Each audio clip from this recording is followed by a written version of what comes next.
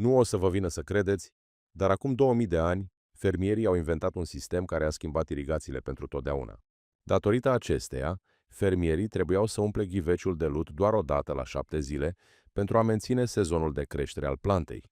Și cel mai uimitor lucru este că au încercat să ascundă această tehnologie de oamenii obișnuiți timp de mii de ani. La urma urmei, practic nimic nu a fost necesar pentru funcționarea sa cu succes. Nu au fost necesare pompe, electricitate și mai ales muncă zilnică în grădină. Singurul lucru necesar era ceramica și puțină înțelegere a modului în care funcționează fizica. Datorită eficacității și simplității sale, această metodă s-a răspândit rapid în diferite țări și a umplut foarte repede întreaga lume, mai ales după ce inginerii persani au preluat și au îmbunătățit-o de mai multe ori. Apoi, nativii americani, la fel ca alte popoare, și-au făcut propriile ajustări. De exemplu, primii coloniști americani au folosit acest sistem pentru a supraviețui secetelor care distrugeau atunci agresiv fermele. Dar fericirea nu a durat mult, doar până în momentul în care, în anii 60, această metodă a început să fie ascunsă cu mare grijă, după care a dispărut complet. Când sistemele moderne de irigații prin picurare au apărut pe piață, metoda ulciorului îngropat a început încetul cu încetul să dispară. Mai întâi, fermierii au abandonat-o, apoi au încetat complet să mai vorbească despre ea în manuale. Dar toate acestea s-au întâmplat atât de repede, încât în acel moment nimeni nu a avut timp să-și dea seama că elitele au decis în mod deliberat să ascundă acest lucru de fermieri. Prin urmare, oamenii au abandonat această metodă nu pentru că ar fi fost ineficientă, și numai pentru că modelul de afaceri general al acestei metode avea un dezavantaj major. Nu o să vă vină să credeți, dar tot ce a fost nevoie a fost să cumpărați echipamentul necesar o singură dată. Oamenii au fost făcuți să creadă că metodele moderne de irigații necesită o infrastructură complexă, contracte de întreținere continue și expertiză tehnică. Dar asta e departe de a fi adevărat. Cu excepția faptului că ce-ar fi dacă v-aș spune că este cel mai eficient sistem de irigații dezvoltat vreodată în lume. Te va costa mai puțin decât o masă la cel mai simplu restaurant. În plus, nu va necesita electricitate din partea ta și cu cât nu faci nimic cu el, cu atât rezultatele vor fi mai bune. Această tehnologie străveche amenința să facă învechită o industrie în valoare de peste 8 miliarde de dolari, așa că rămâneți până la sfârșit pentru a nu rata nimic. Prima mențiune a acestei tehnologii a fost găsită într-un manual agricol chinezesc numit Fan Sheng Shi Shu. A fost compilată acum mai bine de 2000 de ani, în timpul dinastiei Han. Și, spre marea mea surprindere, chiar și atunci instrucțiunile erau extrem de specifice, ceea ce a fost destul de surprinzător. Era necesar să se facă 530 de gropi pe hectar. După care a fost necesar să se îngroape un ulcior de lut de 6 litri în centrul fiecărei găuri. Nivelul gâtului ulciorului trebuie să fie la același nivel cu solul, după care ulciorul trebuie umplut cu apă. Textul nu ne explică de ce funcționează așa, dar cu toate acestea documentează că așa ar trebui să fie. În toată China antică, fermierii au urmat cu atenție aceste instrucțiuni și le-au transmis din generație în generație. Și toate acestea nu se întâmplau pentru că înțelegeau fizica capilară, ci doar pentru că recolta din fiecare sezon demonstra adevărata eficacitate a acestei metode. Ulcioarele funcționau în așa fel încât puteau uda cu ușurință culturile chiar și în cele mai secetoase luni. În plus, au reușit să reducă costurile cu forța de muncă la o reaprovizionare pe săptămână, ceea ce este un rezultat foarte bun chiar și în zilele noastre. Dar asta nu e tot. Au reușit să prevină bolile apărute din cauza umidității de la suprafață. Așadar, nu este greu de ghicit că acesta nu era nici pe departe un simplu secret chinezesc. Fermierii locali au fost atât de încântați de acest succes, încât le-au povestit turiștilor din alte țări despre metoda lor. De aceea, această tehnică s-a transmis din mână în mână foarte repede, mai ales prin Marea Mediterană. Astfel, inginerii perși au fost printre primii care au stăpânit-o și au reușit să adapteze această tehnologie la climatul lor uscat. Dovezile arheologice au dovedit prezența vaselor de irigații îngropate în Mesopotamia antică. În America timpurie, înainte de vizita lui Columb, nativii au dezvoltat și o rețea complexă de oale îngropate. Acestea au făcut posibilă menținerea agriculturii într-unul dintre cele mai dure medii de pe pământ. Imaginați-vă surpriza coloniștilor spanioli în 1500, când au descoperit că fermierii locali nu se luptau să supraviețuiască. Apoi au descoperit sisteme de irigații care au susținut populația timp de mii de ani fără tehnologie modernă. Pe vremea aceea nu era ceva supranatural, iar ulciorul îngropat a devenit o practică obișnuită. Dar de ce au încetat oamenii să o mai folosească dacă tehnologia era atât de perfectă? Totul se rezumă la știința din spatele metodei, care este extrem de simplă. Această metodă se bazează pe o forță numită tensiunea umidității solului.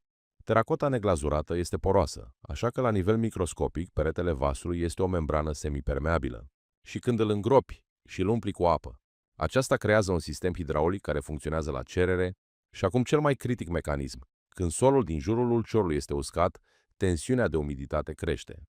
Și această presiune deja atrage apa prin pereții de lut.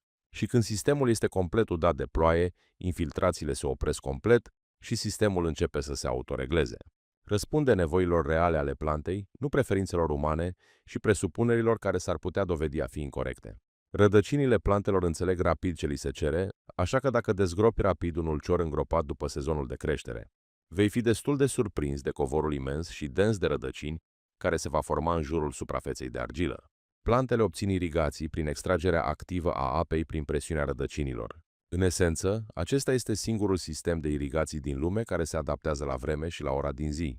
Cel mai uimitor lucru este că nu are nevoie de niciun gadget sau microchip pentru asta. Eficacitatea acestei metode a fost dovedită de sute de ori. De exemplu, David Bainbridge a decis să efectueze propriile cercetări, care au confirmat în mod semnificativ că fermierii știau despre acest lucru de mii de ani. Irigarea cu vase de lut îngropate s-a dovedit a crește eficiența utilizării apei cu 70% în comparație cu irigarea tradițională de suprafață. Nici Universitatea din Arizona nu a rămas degeaba și a confirmat aceste descoperiri cu propriile teste. S-a constatat că în solurile nisipoase cu drenaj ridicat, economiile de apă au atins 70% în comparație cu irigațiile de suprafață. În plus, deoarece în această metodă apa este furnizată sub suprafață, pierderile prin evaporare sunt minime, dacă nu chiar zero. Dar cele mai uimitoare imagini au provenit dintr-un studiu realizat în India, care a măsurat presiunea buruienilor. Nu este un secret faptul că buruienile au nevoie de apă de suprafață pentru a germina. Prin urmare, în câmpurile unde s-a folosit irigarea de suprafață, cercetătorii au măsurat 460 și 5 de kilograme de biomasă de buruieni pe hectar. Și acum gândește-te, în zonele în care au fost îngropate ulcioarele, au fost îndepărtate doar 60 și 2 de kilograme de buruieni. Ideea este că irigarea de suprafață hrănește buruienile, în timp ce irigarea subterană hrănește doar cultura. Din aceasta putem concluziona că, prin toate cele mai obiective indicatori, cum ar fi conservarea apei, suprimarea buruienilor și randamentul culturilor, ulciorul antic câștigă cu ușurință. Dar aceasta a fost principala problemă. Adevărul este că în anii 60 lumea a cunoscut o schimbare economică care nu avea nicio legătură cu știința. Irigarea prin picurare a apărut ca urmare a cercetărilor israeliene, care era o tehnologie inovatoare la acea vreme. S-au folosit tuburi de plastic cu emițătoare de precizie, dar spre deosebire de ghivecele de lut, irigarea prin picurare avea propriul model de afaceri. La urma urmei, aceste sisteme necesitau instalare și întreținere, deoarece filtrele trebuie schimbate periodic, la fel ca emițătoarele. Și, deși tuburile au fost distruse de expunerea directă la soare, a meritat totuși să înțelegem că sistemul a funcționat destul de bine. Acest lucru a permis atragerea de investiții în acest proiect și deschiderea de noi surse de venit. De exemplu, datorită acestei metode, lumea a văzut companii atât de mari precum Rainbird și Toro, care datorită acestei metode au reușit să construiască imperii de miliarde de dolari. Și acum, în vremea noastră, piața irigațiilor prin picurare este evaluată la aproape 10 miliarde de dolari. Dar cel mai interesant lucru este ceva complet diferit. De exemplu, merită să estimezi costurile, deoarece un kit de bază pentru irigații prin picurare pentru o grădină de casă costă între 200 și 700 de dolari. Asta chiar dacă nu intrăm în prea multe detalii, ci selectăm cele mai necesare lucruri, cum ar fi țevile, un cronometru, un regulator de presiune și alte unelte. Dar paradoxul este că dacă folosești un simplu ulcior de lut îngropat, care costă aproximativ 5 sau 10 dolari, atunci nu mai este nevoie de nimic altceva. Acestea vor fi cele mai elementare cheltuieli, deoarece ulciorul se achiziționează o singură dată și nu necesită filtre pentru curățare și nu se înfundă. Deci, practic, tot ce trebuie să faci este să plantezi ulciorul în pământ și să o faci o singură dată. Nici măcar nu vei avea nevoie de electricitate pentru a furniza apă. Producătorii și elitele globale și-au dat seama de mult că aceasta era o fundătură și că un astfel de model de afaceri ar fi complet neprofitabil, așa că au început imediat să impună metode moderne de irigații. La urma urmei, dacă folosești un produs vechi și dovedit, atunci după ce cumpărătorul îl cumpără odată, nu se va mai întoarce. De aceea a fost lansată o campanie publicitară masivă pentru a face din sistemul de irigații prin picurare singurul standard de aur. La universități, studenților a început să li se spună și că irigarea cu ulcioare îngropate, folosind metoda veche, nu era altceva decât sălbăticie pură. Cei care foloseau vechea metodă au fost ridiculizați, pentru că acum un singur lucru a devenit popular: irigarea prin picurare. Este chiar de înțeles pentru producători, deoarece dacă îți vinzi produsul o singură dată, nu vei găsi atât de mulți cumpărători și nu vei putea face o avere uriașă din el. De aceea, poate ai observat că, chiar și atunci când cumperi ceva pentru grădină, s-ar putea să observi cum se poate strica rapid în timp, deși acum doar 10 ani, exact același lucru ți-ar fi putut servi aproape o viață întreagă. În zilele noastre, oamenilor li s-a spus teoria că restaurarea unei astfel de tehnologii este absolut absurdă și mai mult, mulți nici măcar nu mai știu despre o metodă atât de străveche. Acum hai să vă spunem cum să faceți asta acasă. Este extrem de simplu, iar întregul proces începe cu un vas. Simplu spus, veți avea nevoie de teracotă simplă neglazurată, pe care o puteți găsi în orice curte. Nu uitați, este extrem de important să evitați ceramica glazurată, deoarece glazura sigilează porii foarte repede, iar sistemul este conceput pentru a permite argilei să respire. După ce ai ghiveciul, tot ce trebuie să faci este să astupi orificiul de scurgere. Un dop de vin, introdus ferm în fund, funcționează perfect pentru asta. Va funcționa perfect, trebuie doar să adăugați puțin mai mult silicon alimentar. Scopul principal este de a crea un fund impermeabil cu pereți poroși, după care acesta trebuie plasat înapoi în pământ. Asigurați-vă că îngropați ghiveciul până la gât, lăsând marginea puțin deasupra nivelului solului, pentru a vă asigura că nu pătrunde murdărie înăuntru. Apoi merită să umpleți strâns solul din jurul ghiveciului, deoarece acest contact va fi aproape cheia pentru ca tensiunea să funcționeze. După aceea, rămâne ultima nuanță, în care merită să acoperiți gaura cu o farfurie potrivită sau o piatră plată pentru a opri evaporarea. Felicitări, ceea ce tocmai ați construit este un nou sistem de irigații bazat pe senzori, care funcționează fără electricitate sau costuri de întreținere. Tot ce trebuie să faci acum este să-l umpli cu apă, să plantezi plantele în jurul perimetrului și să pleci. Acum, un ulcior de 1 litru poate uda cu ușurință un cerc cu un diametru de 2 sau 3 picioare. De asemenea, nu trebuie să vă faceți griji pentru alte plante, de exemplu roșiile și pepenii, vor putea găsi această sursă de irigare în câteva zile. Cea mai bună parte este că trebuie să lucrezi doar o dată pe săptămână pentru a umple ulciorul cu apă. Dacă lovește căldura verii și temperaturile devin extrem de ridicate, nicio problemă, umplerea cu apă o dată pe săptămână va fi mai mult decât suficientă. Și dacă ți se pare că e prea puțin, nicio problemă, adaugă pur și simplu mai multă apă după cum dorești, cât de multă. Nu va fi o problemă, pentru că este pur și simplu imposibil să umpli prea mult.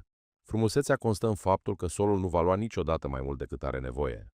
Dispariția la irigațiilor cu borcane îngropate din agricultura modernă este un exemplu al modului în care corporațiile de miliarde de dolari ne-au antrenat să facem achiziții repetate, deoarece nu au niciun interes ca grădina dumneavoastră să funcționeze fără probleme, fără cheltuieli constante și mecanisme complexe. Este important să înțelegem că irigarea prin picurare este de asemenea o tehnologie bună, esențială pentru monoculturile industriale cultivate la scară largă. Aici este mult mai importantă scara decât simplitatea. Dar dacă ești un grădinar pasionat, ca aproximativ 90% din populație, și pur și simplu vrei să te bucuri de viață cultivând alimente fără să te chinui cu echipamentul tău, atunci această metodă străveche este perfectă pentru tine. Cunoașterea nu s-a pierdut, pur și simplu ne-a fost ascunsă de companii de miliarde de dolari care beneficiază de ea, ceea ce nu este deloc profitabil pentru o industrie care nu a reușit să monetizeze astfel de cunoștințe. Merită să înțelegem că vasele de lut nu sunt interesate de dinamica pieței, de protecția brevetelor sau de crizele globale. Își vor face treaba la fel de bine ca acum 2000 de ani. Tot ce trebuie să faci este să le îngropi în pământ și să aștepți ca procesele fizice și biologice să înceapă de la sine. E cât se poate de simplu și chiar ai de ales. Să investești într-un sistem care aduce bani corporațiilor de miliarde de dolari sau pur și simplu să cumperi un ghiveș de lut și să-ți hrănești grădina. Strămoșii noștri ne-au creat deja cele mai ușor de înțeles instrucțiuni, deoarece cea mai bună tehnologie este cea care necesită cea mai mică intervenție și aduce cele mai bune rezultate.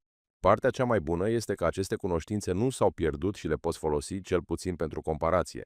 Modul în care alegi să aplici această tehnică depinde în totalitate de tine, așa că, dacă ai găsit-o utilă și vrei să afli și mai multe informații utile despre plante și tehnologiile antice pe care au încercat să ni le ascundă, atunci asigură-te că te abonezi pentru a nu rata nimic.